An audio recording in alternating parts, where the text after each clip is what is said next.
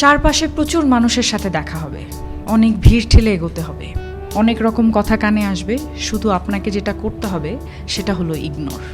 জীবনে কিছু মানুষ আবর্জনা ছড়াতে আসবে, তাদেরকে আগাছার মতো উপড়ে ফেলে দিতে হবে। লাইফ আপনার, বাউন্ডারিও আপনাকেই সেট করতে হবে। নেগেটিভিটি যেখানে দেখবেন সাথে সাথে সেখান থেকে দূরে সরিয়ে নেবেন নিজেকে।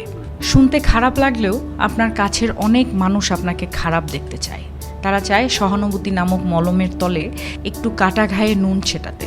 আপনি সিম্পলি সেই সুযোগটাই দেবেন না। অযথা তর্কে যাবেন না, বোঝাতে যাবার কোনো প্রয়োজন নেই।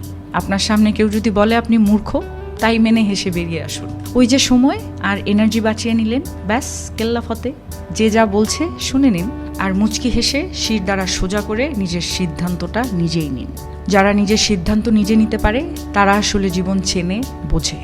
আপনাকে নিয়ে যখন বাকিরা সমালোচনা করতে ব্যস্ত থাকবে, আপনি ঠিক সেই সময়ে গাছ লাগান, ঘুরে আসুন, রং তুলি নিয়ে মনের মতো ক্যানভাস সাজান, বাড়ি গোছান, গল্প পড়ুন, পারলে আরও দুটো সাহিত্য পড়ে নিন, নিজের পুরনো ফটো দেখুন, ব্যাডমিন্টন খেলুন, ছবি তুলুন, চা খেতে বেরিয়ে পড়ুন, নামাজ পড়ুন, পুজো করুন।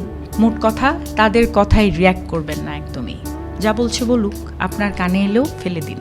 দিন শেষে আপনি জানেন আপনি কি, কেমন, আর এটাও জানেন যারা বলছে তারা আপনার কাছে জাস্ট ম্যাটার করে না। ঠিক এটাই।